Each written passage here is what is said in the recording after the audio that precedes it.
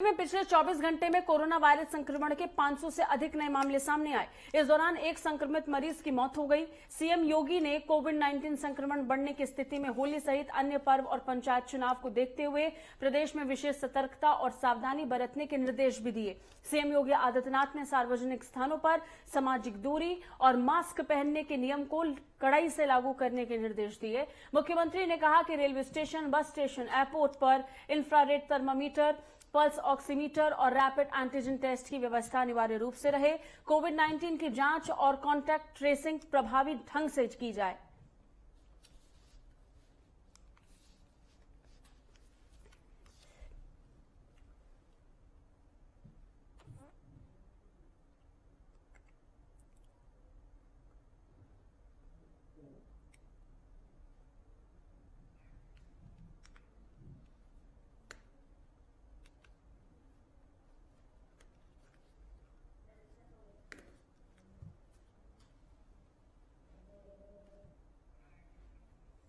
तो आपको बता दें कि देश भर में कोरोना के आंकड़े लगातार बढ़ रहे हैं और बढ़ते मामलों के बीच इस समय स्थिति लगातार बढ़ती हुई और बिगड़ती हुई नजर आ रही है। यही कारण है कि अब ऐसे फैसले लिए जा सकते हैं जो आगे सख्ती से पालन करवाए जाएं, या फिर जिसमें लॉकडाउन जैसी स्थिति या फिर नाइट कर्फ्यू या फिर कर्फ्यू या फिर 2 दिन के लिए बंद जैसे निर्णय लिए जा सकते हैं। और अगर बात हम कुछ राज्यों की करते हैं तो वहां पर पहले से ही इनको लेकर फैसले लिए जा चुके हैं। अगर महाराष्ट्र का जिक्र करें तो महाराष्ट्र के कुछ जिलों में जैसे नागपुर में पूरी तरीके से लॉकडाउन लगाया गया है।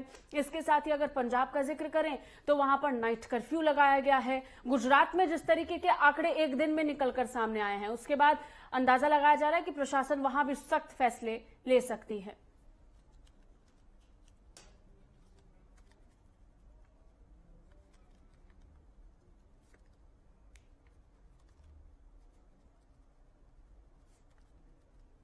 तो लगातार बढ़ते मामलों के बीच स्थिति खराब हो रही है, तनावपूर्ण हो रही है, जिसको लेकर प्रशासन एक्शन में है। प्रशासन के एक्शन में आने के साथ ही अंदाजा लगाया जा रहा है कि आने वाले दिनों में कुछ सख्त फैसले भी लिए जा सकते हैं। और इन सब के बीच हमारे सहयोगी लगातार फील्ड पर उतरकर हम तक जानकारियां पहुंचाने की कोशिश कर रहे हैं, बता रहे हैं कि किस तरीके की स्थिति इन दिनों राज्यों में बन रही है, जिसके बाद हो सकता है प्रशासन कोई बड़े फैसले ले।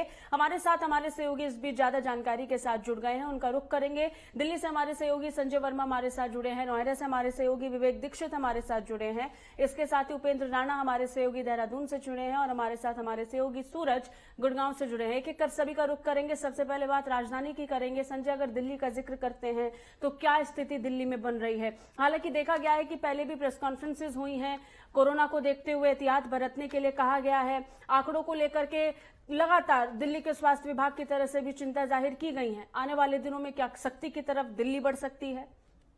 बिल्कुल। देखिए, मैं आपको बता दूं, सबसे जिस तरह से लगातार कोरोना संक्रमण के मामले तेजी से बढ़ते जा रहे हैं, वहीं कहीं ना कहीं सख्ती भी दिखनी शुरू हो गई है। मैं आपको दिखा तो इस समय हम जहाँ खड़े हैं वो आईएसबीटी का इलाका, और यहाँ पर दिल्ली होमगार्ड के जवान बकायदा उन लोगों को अवेयरनेस कर रहे हैं कि यहाँ पर जो भी लोग बिगर मास्क से आ रहे हैं उनको या तो चालान काटा जा रहा है और उनको समझाया जा रहा है कि बिगर मास्क से आप बाहर न निकले। क्योंकि जिस तरह से लगातार कोरोना संक्रमण के मामले तेजी से बढ़ रहे हैं, कहीं ना कहीं प्रशासन सख्त है, क्योंकि आने वाले दिनों में ये संभावना जताई जा रही है कि मामले जो है वो और बढ़ेंगे। और इसको लेकर लगातार जो प्रशासन है वो पूरी तरह से चुस्त है, और उनका कहना है कि लगातार जिस तरह से जो कोरोना संक्रमण के मामले तेजी से बढ़ रहे हैं उसको देखते हुए अब वो सख्ती करेंगे। और सख्ती के लिए बकायदा एक बैठक भी की गई थी। आगे की रणनीति क्या बनाई जाए इसको लेकर, ताकि कोरोना संक्रमण के मामले दिल्ली में ज्यादा ना फैल सके और लोगों को ज्यादा से ज्यादा जागरूक किया जा सके, इसको लेकर भी लगातार प्रयास किए जा रहे हैं।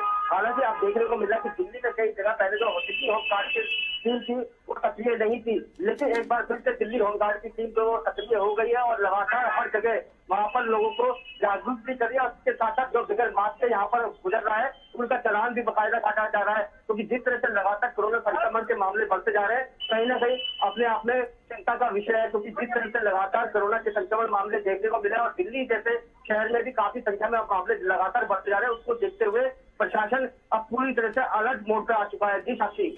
अच्छा, ये निश्चित तौर पर अलर्ट मोड पर अभी सरकारें प्रशासन चली गई हैं और सबसे बड़ी बात यह है कि इसको लेकर एहतियातन कदम भी उठाए जाने लगे हैं। अगर बात हम उत्तर प्रदेश की करते हैं विवेक, तो कल भी हमने देखा कि किस तरीके से मुख्यमंत्री योगी आदित्यनाथ ने कोरोना के लिहाज से एक समीक्षा बैठक की थी। उस बैठक में इस बात को लेकर के अंदाजा लगाया गया कि अभी उत्तर प्रदेश में कोरोना की क्या रफ्तार है, आने वाले दिनों में क्या स्थिति बन सकती है। और सबसे बड़ी बात यह कि इससे पहले अगर हम नोएडा या गाजियाबाद का जिक्र करते हैं तो वहां के जिलाधिकारियों ने बड़ा फैसला लिया। फैसला ये लिया गया कि धारा 144 लगा दी जाए कोरोना को देखते हुए।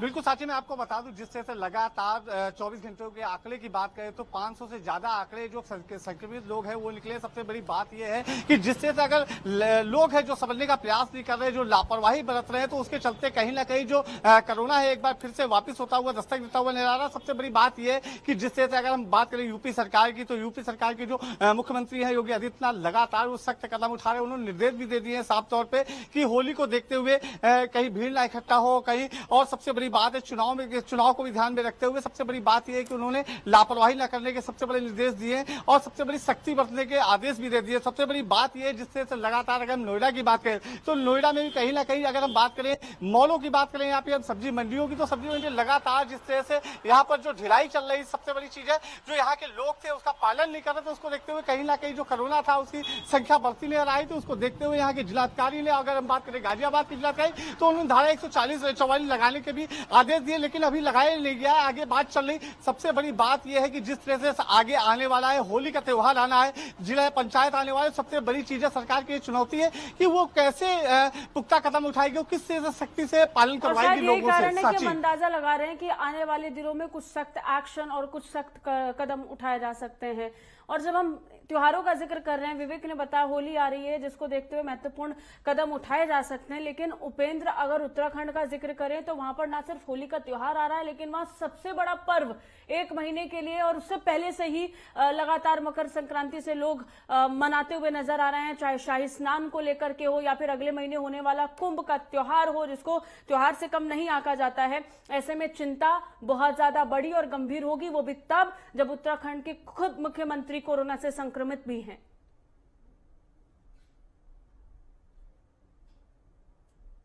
बिल्कुल साची, अगर जिस प्रकार से उत्तराखंड में अगर केस बढ़ते हैं तो ऐसे में जो है कहीं ना कहीं चिंता का विषय जो है उत्तराखंड के लिए जरूर बनेगा। जिस प्रकार से कल मुख्यमंत्री तीरथ सिंह रावत भी जो है वो खुद कोरोना पॉजिटिव आए हैं। और अगर आज की अगर बात की जाए तो जो गुजरात से ऋषिकेश जो घूमने जो यात्री आए थे, उनमें जो बसों में जो 22 यात्री थे वो पूरी 22 लोग जो है उनका आरटीपीसीआर टेस्ट जो 18 मार्च को किया गया था और उनका आज रिपोर्ट जब आई तो वो पूरे जो है वो कोरोना पॉजिटिव निकले हैं। और अभी अगर बात की जाए 24 घंटे की तो 104 मरीज जो हैं वो कोरोना पॉजिटिव पाए गए हैं। और अभी प्रदेश भर में जो है 894 केस जो है वो एक्टिव है। हालांकि ये जरूर राहत की बात है, जो रिकवरी रेट है वो ज्यादा यहाँ पर है, 94 पॉइंट कुछ जो है वो रिकवरी रेट जो है उत्तराखंड में। लेकिन चिंता का विषय इसलिए है कि जिस प्रकार से हरिद्वार में अब 1 अप्रैल से महाकुंभ की शुरुआत होने वाली है, होली आने वाली है, तो कई सारे त्योहार जो है और बड़ा महाकुंभ जिस प्रकार से हरिद्वार में इस बार होना है, उत्तराखंड में होना है, ऐसे में वहां पर जिस प्रकार से छूट जो है राज्य सरकार के द्वारा दिया गया है। हालांकि वहां पर जो है ये जरूर कहा गया है कि सोशल डिस्टेंसिंग और मास्क लगाना बहुत जरूरी होगा। लेकिन आप भी जानते हैं और हम भी जानते हैं कि जब महाकुंभ का पर्व हरिद्वार में होगा तो जब साधु संत और कई सारे श्रद्धालु जब वहां पर पहुंचेंगे तो वहां पर सोशल डिस्टेंसिंग का पालन करना बहुत दिक्कत होगा, क्योंकि सोशल डिस्टेंसिंग का पालन नहीं हो पाएगा। ये बड़ी दिक्कत यहां पर होगी। जरूर वहां पर मास्क लगाने की अनिवार्यता राज्य सरकार के द्वारा जरूर की गई है, लेकिन ये भी देखना होगा कि कितने लोग वहां पर मास्क पहनते हैं, क्योंकि बहुत सारी भीड़ जो है कुंभ के दौरान वहां पर आ गई। और हमने कई बार देखा भी है कि शाही स्नान हो या कई सारे जो पर्व हरिद्वार में मकर संक्रांति के बाद हुए, उसके बाद भी हमने देखा कि कई सारी भीड़ जो है वहां पर, तो कईयों ने जो है वहां पर मास्क नहीं पहना था, सोशल डिस्टेंसिंग का वहां पर पालन नहीं किया गया था। ऐसे में यह जरूर है कि जिस प्रकार से राज्य सरकार के द्वारा छूट दी गई है, ये कहीं ना कहीं चिंता आने वाले समय में बढ़ा सकती है। अच्छा, क्या लग रहा है कि उपेंद्र आने वाले दिनों में कुछ बड़े फैसले लिए जा सकते हैं? क्योंकि हाल ही में हमने देखा कि जब आंकड़े नियंत्रण में थे और इतने गंभीर आंकड़े निकलकर सामने नहीं आ रहे थे तो ये फैसला लिया गया कि कोरोना टेस्ट कराने की कोई आवश्यकता नहीं है कुंभ में आने से पहले। लेकिन बढ़ती भीड़ के बीच और बढ़ते आंकड़े अब डरा रहे हैं। हो सकता है कोई फैसला लिया जा सके उपेंद्र?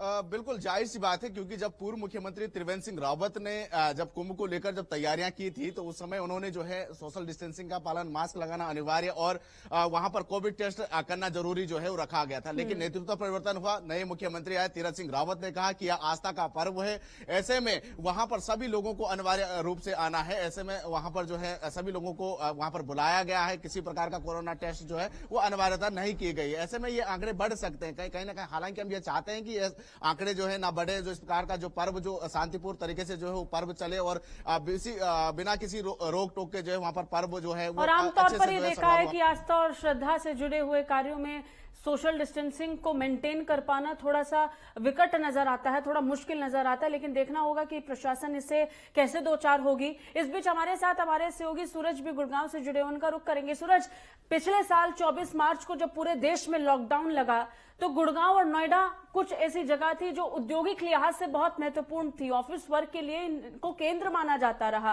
अब जिस तरीके से आंकड़े सामने आ रहे हैं, और इससे पहले भी पिछले साल हमने देखा कि जब मामले निकलकर सामने आ रहे थे तो पूरे की पूरे बिल्डिंग से मामले निकलकर सामने आ रहे हैं और कहीं ना कहीं एक पूरी ऑर्गेनाइजेशन से मामले भारी तादाद में निकलकर सामने आ रहे हैं। ऐसे में चिंता का विषय गुड़गांव के लिए भी होना चाहिए। हरियाणा में जो औद्योगिक क्षेत्र है गुरुग्राम में, और साइबर सिटी गुरुग्राम इसलिए कहा जाता है क्योंकि यहाँ पर देश जैसे जो युवा हैं सभी यहाँ पर जॉब करने के लिए आते हैं, क्योंकि यहाँ पर औद्योगिक क्षेत्र ज्यादा है। लेकिन अगर कोविड की बात की जाए तो यहाँ पर कोविड ने यानी यूटर्न ले लिया है। और डेली के आंकड़े की बात की जाए तो 100 से ज्यादा साथी आंकड़े मामले सामने आते रहे हैं। संक्रमण के मामले सामने आने के बिल्कुल चिंता का विषय बना हुआ है। हरियाणा के मुख्यमंत्री मनोहर लाल भी बिल्कुल सक्रिय हैं और यहाँ की जो अधिकारीगण भी बिल्कुल सक्रिय हैं, लोगों को जागरूक करते नजर आ रहे हैं कि बाजार में कोई भी बिना मास्क ना पहुंचे और सोशल डिस्टेंस बना के रखें। लेकिन लोगों की लापरवाही इसको लगातार संकेत देती नजर आ रही है कि जो कोविड का जो कहर है वो लगातार बढ़ रहा है, लेकिन लोग सोचने को तैयार नहीं है। इधर देखने वाली बात है कि 1 साल के बाद दोबारा फिर कोविड ने यूटर्न ले लिया है। बढ़ते मामलों के बीच होली का त्योहार आ रहा है और ये कहीं ना कहीं चिंता का विषय और दोहरी चुनौती लेकर के प्रशासन के लिए लाया है। बहुत बहुत शुक्रिया आप सभी का हमारे साथ जुड़ने के लिए। तमाम सहयोगी हमारे साथ जुड़े थे, जो जानकारी हम तक